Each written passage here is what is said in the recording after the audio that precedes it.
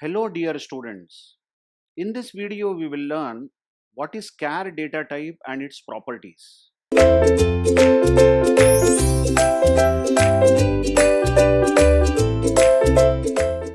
So as you see, when we declare a variable like this char x, then this is read as x is a variable having data type char or character.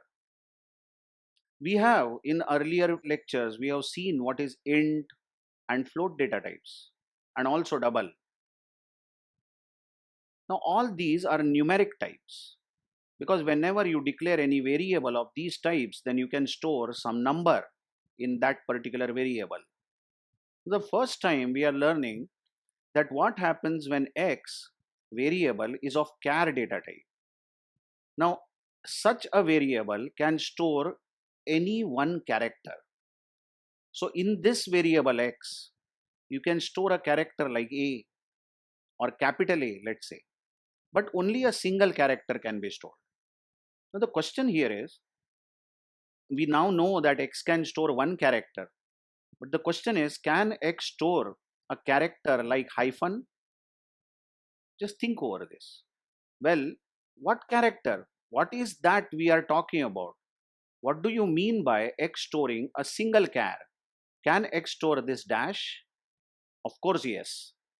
Now, at first instance, many beginners feel that or think that when x is a char data type, x can store only alphabets like A, B, C. Not necessary. Look, we have not declared anything like alphabet x. We have written char x. By char x, we mean that it can store any valid printable character. So can x store comma?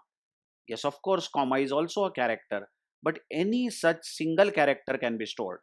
So that's what has been written. X can store, say, A or capital A or any such character. Even it can store hyphen or greater than. By the way, can x store 2? Now you might say that 2 is a digit and we have said that x is a character. Of course it can store 2. When you store 2 in x, then this 2 is called character 2. It becomes a character 2. Any digit can be stored, but only a single digit can be stored inside a char variable. So when you declare a char variable, you can store any printable character, or rather you can go to layman's language and say the character which is there on the keyboard. Any such character can be stored. So how do you input and output a char variable? Like, how do you input integer? You use scanf %d, isn't it? Or how do you input float? You use scanf %f or double %lf. Like that, there is a format for entering a character value which is %c, obvious. %c will be the format used in scan and print. As an example, let's say in this program we have declared a char variable. Now you know x can store one character, and let's ask the operator, let's flash a message, enter some character. Now user is entering some character because there is a scanf, and just imagine user enters a character such as, let's say, A from the keyboard. So to input this single character, we use the format %c, and of course the rest is ampersand has to be given in scanf if you want to scan the value of x. Now finally, you can print whatever you have entered just now. You can print the value of x using %c format. So if user enters A as the input, then the output will be you entered A, because the value of x is A. So remember, if you are entering a character from the keyboard, then you use %c, and if you are printing a character on the screen, you use %c. Now some more fundamentals of character data types, or rather some more, no, many more, is that you can even initialize a char variable. If you want, you can initialize a char variable to a single character. Like, consider this line. Now you know char x means x is a char data type variable, and while declaring we have initialized it to A. This is like we often say int s equal to 0. We have declared s of integer type and we have initialized it to 0. Like that, characters also can be initialized But just be careful when you write the constant character on the right hand side of equal to, you have to enclose that character in quotation, that to single quote. Many of you might call this as apostrophe, but characters are always enclosed inside the single quote. Note, it is a single quote, it's not double quote. I mean, strings are written in double quote. For example, if you have a string like hello, this should be written in double quote. But we are not talking about string at all at this point of time. We are talking about a variable that can store only one character. And whenever you are storing one character, that character should be enclosed in the quotation. So this is how you initialize a character. So what do you say about this? Char z is equal to quotation 3. Perfectly valid. So z now is a char variable and it is storing digit 3. But that digit 3 is stored in the character form. It is stored as a character constant, you can say. So 3 gets stored in z. Don't call it as a number now.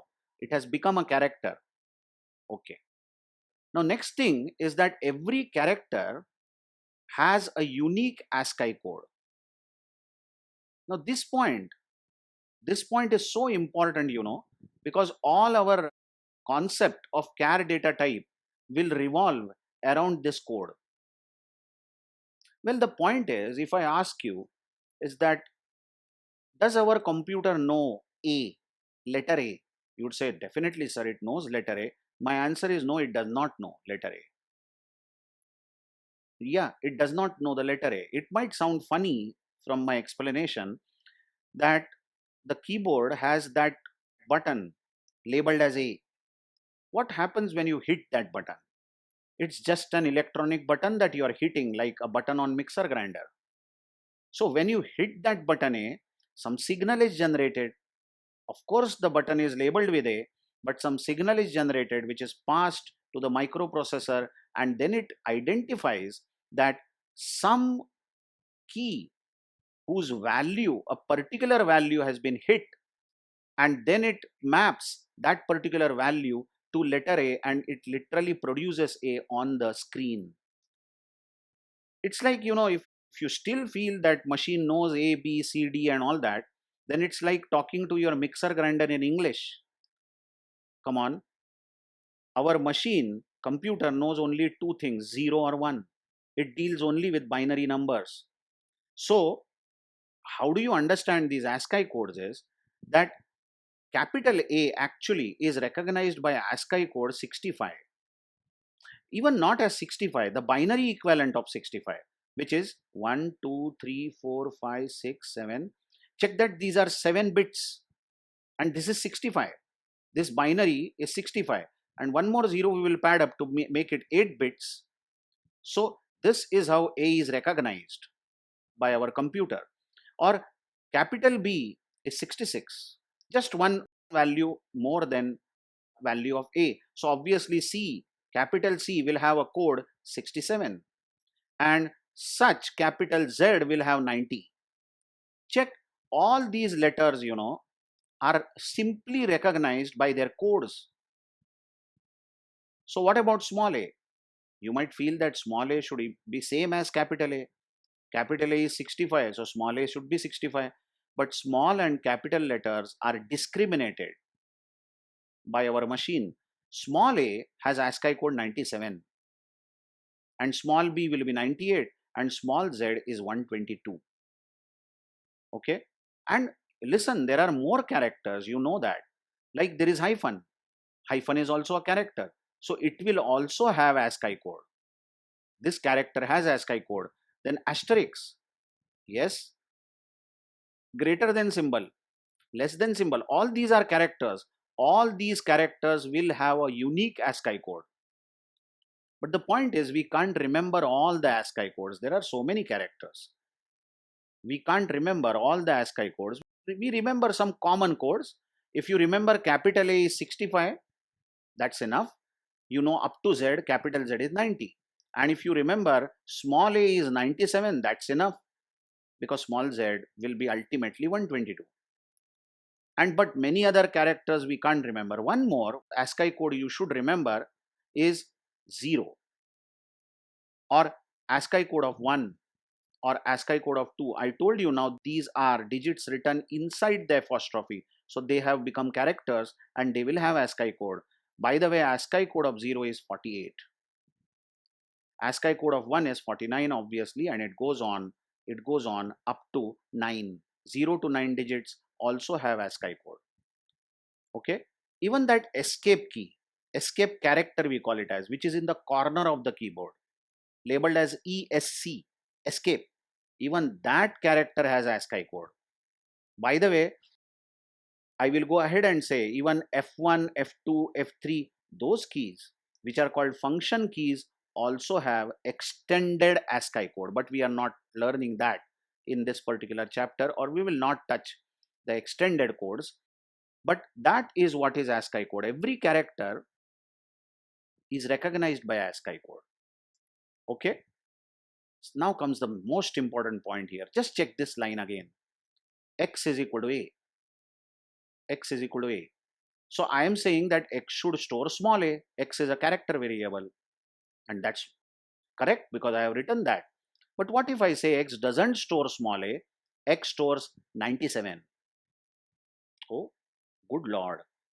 What is that? Check that A is a character and every character is recognized by ASCII code. So when you are assigning character A to X, its ASCII code gets assigned to X. So internally, you please try to understand nothing called small a is stored. Everything is recognized by their ASCII codes. So what if you say Z is equal to 3 here? Z is equal to 3.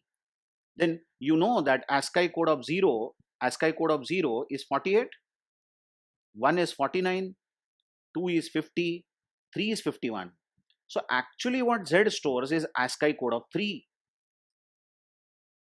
Okay, let's try to understand it more. Just check this. This will be very interesting. Check that we can print char variables. You know, whenever we print char variables, we use %c format. But we can print char variables in %d format also. You know, %d is used for printing integers. But if you have a character variable and you want to print the value of that character variable, you can either use %c or %d.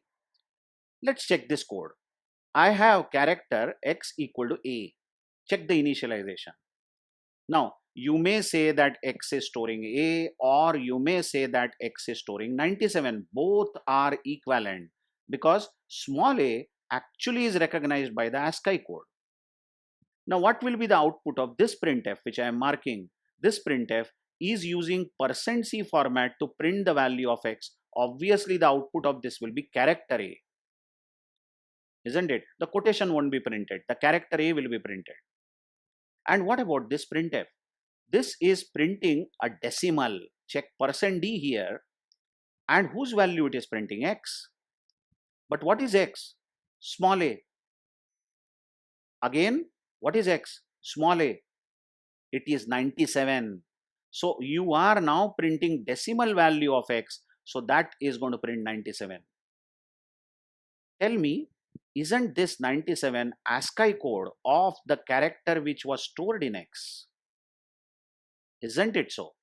So you recall on the page where I was explaining ASCII codes, I said I don't remember ASCII code of hyphen. Yeah, really I don't remember. I don't remember ASCII code of asterisk. Or so many characters are there. I don't remember their ASCII codes. But is it necessary to remember? Not at all. By the way, whose ASCII code you want? You want ASCII code of hyphen? Then what you can do is just give me some time. What you can do is you can just initialize a character variable. Please give me some time. You can just initialize a char variable to hyphen. Now tell me this printf %c is printing the character. So this is going to print the hyphen on the screen. But the next printf is printing a decimal of X. And whatever is its ASCII code, I don't know what it is. But whatever number the ASCII code is of this hyphen will be printed. So a C programmer can instantly find out what is ASCII code of some character, and we don't have to remember any ASCII codes. Now the next point. Character variable can also be initialized with ASCII codes. Just check. If I write this line char x equal to 97, just check this. Now this is too much. I have declared x as character and I am initializing it to a number. But I hope you have directly understood this. This is equivalent to saying char x equal to small a. Basically 97 is nothing but small a. When assigned to a char variable, hello, just don't get confused here. If I write int y is equal to 97, then this 97 is not small a, because whom are we assigning 97? We are assigning 97 to an integer variable. Then y is purely a number, 97. But look at this. I have a char variable x and I am assigning 97. Then character a will be taken by x. And now if you print this character in %c format, this is going to print a, which proves that initializing x to an ASCII code will definitely give that character stored in that variable. Of course, this method won't be preferred by any programmer. Well, if you wanted to store a inside x, then this method is best. You simply give the character, isn't it? The character a in the apostrophe. I mean, who is going to remember ASCII code of small a is 97 and then assign 97 to a char variable? But the fact is that this also can be done. Character variable can be directly assigned an ASCII value. The last thing in this particular video is coming up. What is the last thing is you can increment or decrement a character. Yes, just check this code. Char x equal to small a. Okay, so you tell me what is x. You will say x is small a, or you can say x is 97. Basically x is 97. Get convinced with that, because there are no characters. Everything is treated as ASCII codes. Now the next line says x plus plus, which means x is 98. Just check, x is getting increased by 1. But now if x is 98, then x was a, but now x is b. I hope you are understanding. In simple sense, when you increment a character, then we get next character in the sequence. And the next character in the sequence after a has to be b. But please try to understand what's happening when you increase a character. The ASCII code gets increased. And previously we were saying x is 97, but now we are saying x is 98. If x is 98, then x is no more a, x is now b. So this printf %c character, while printing x, is going to print b. That proves that initially x was storing a, but now x is storing b. Of course, you can decrement a character. After this, if I say x minus minus, what will happen? What is x at the moment? 98. It will again get back to 97. But now if x is 97, then x is no more b, x is small a. So if you again print the value of x, it will print a. So incrementation and decrementation by any amount is allowed. For example, instead of saying x plus plus, you could have said x equal to x plus 2. If you said that, then letter C would be printed, because you are incrementing the variable x which was initialized to small a by 2. So it will give next to next character in the sequence. So I hope some fundamental properties of char variable are very well understood. See you in the next video with more discussion on character and on strings. Thank you very much.